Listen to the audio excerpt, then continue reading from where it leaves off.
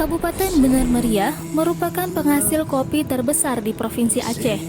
Bener Meriah memiliki peluang yang cukup besar untuk pengembangan perkebunan kopi di mana masyarakatnya berprofesi sebagai petani kopi. Nah, walaupun yang sangat terkenal yaitu perkebunan kopi, namun kota ini memiliki banyak sekali jenis tumbuhan.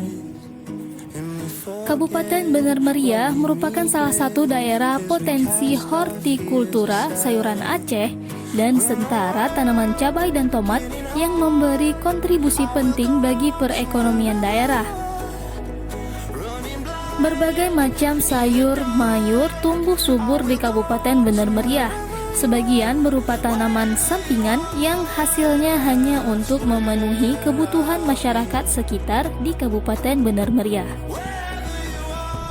Sayur mayur yang banyak dijumpai berupa bawang putih, daun bawang, buncis, seledri, dan sawi.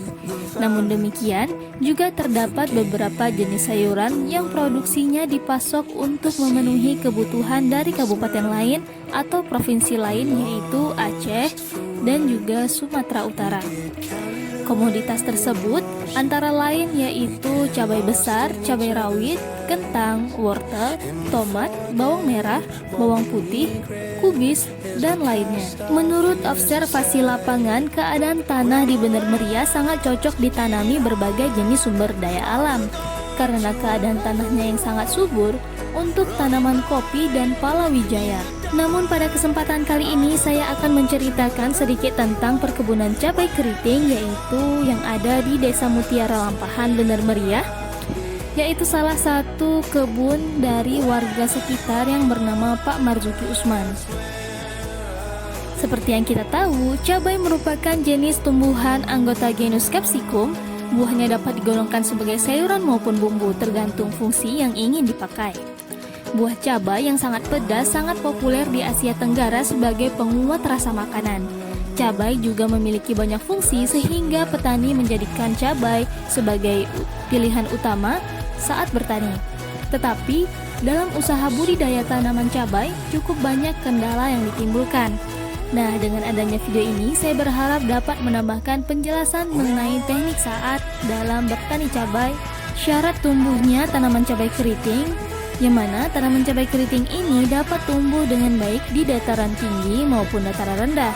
Dengan intensitas cahaya yang penuh, tanaman cabai keriting sama seperti tanaman cabai lainnya, tidak tahan dengan curah hujan yang terus-menerus atau genangan air, yang mana akibat dari siraman air hujan yang terus-menerus dapat menyebabkan rontoknya bunga tanaman cabai keriting sehingga tidak dapat berkembang menjadi buah. Selain itu, tanaman yang terlalu becek atau tergenang dapat menyebabkan batang cabai keriting menjadi lebih mudah untuk busuk.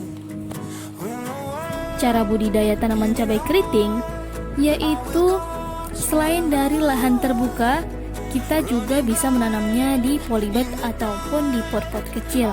Nah, cara budidayanya itu sebagai berikut. Yang pertama merupakan pembibitan, kedua penanaman, ketiga pemeliharaan, dan juga hasil panen untuk masa 3 bulan setelah tanam atau sekitar 70 hari setelah tanam.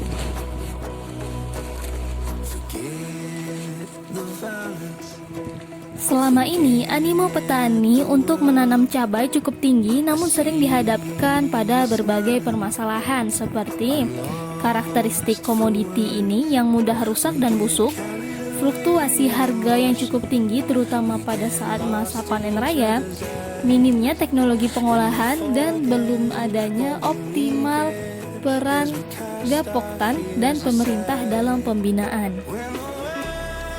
Di lain pihak, saat ini berbagai teknologi pasca panen telah dihasilkan oleh Badan Litbang Pertanian untuk membantu petani mengatasi permasalahan tersebut melalui rekayasa kelembaan agroindustri yang dipadukan dengan rekayasa teknologi pengolahan cabai yang dipandu dengan kebijakan pemasaran dan permodalan.